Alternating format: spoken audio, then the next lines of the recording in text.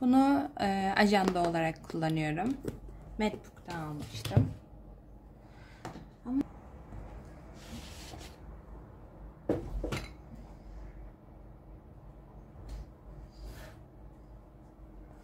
benim kitap günlüğüm. Öyle okuduğum kitapların ne olduğunu, ne anlattığını falan anlattığım kitap günlüğüm. Çok tatlı oldu. Şimdi bu var. Bu ufak günlük.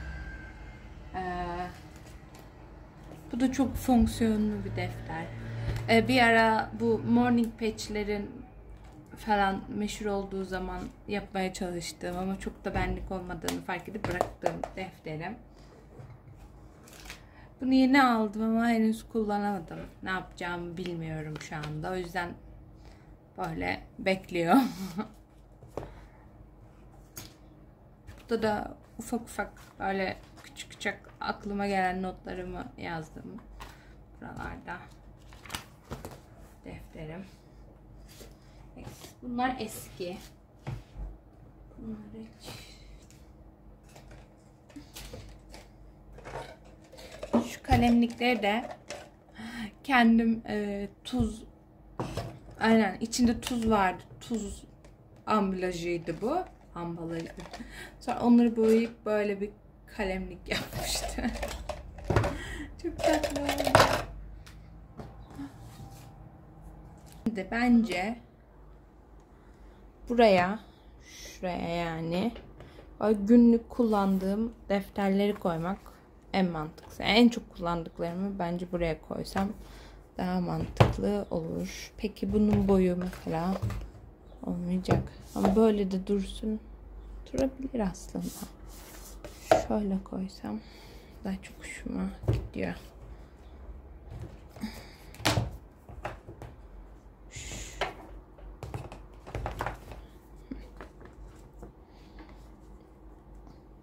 Evet. Bu burada. Bunlar burada böyle durabilir.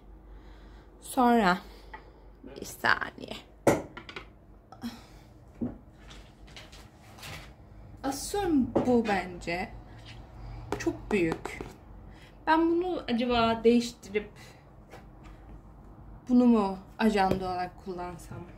Çünkü bunu buraya koydum da burada çok yer kaplıyor ya. Çok seviyorum. O yüzden bunu eledim şu anda. Bunu da buraya koyacağım. Bunu artık günlük ajandam olarak devam ettireceğim. Okey. Şimdi bu kullanmadıklarımı da buraya koyayım. Sonra onları değerlendiririm. Bunlar bu ajanda tutmaya başladığım ilk ajandam.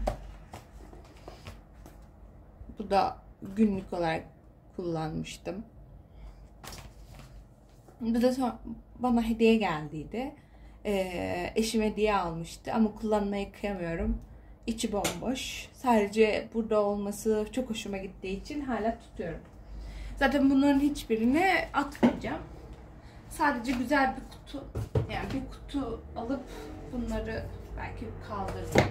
Şu anda zaten çok fazla bir defter yoğunluğum olmadığı için çok bir yer tutmuyorlar.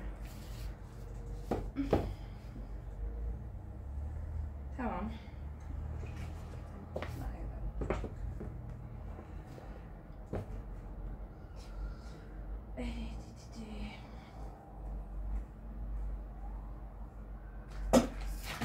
Kalemlik de yanına böyle koyayım. Bunları kullanıyorum. Okey. Bence böyle daha kullanışlı oldu. Ben bunu buraya alma nedenim de çok fazla ben oyun oynamıyorum aslında. Sıcak çünkü hava. O yüzden oyun oynamıyorum. Daha çok böyle bu tarafı kullanıyorum. Masanın bu tarafını kullanıyorum.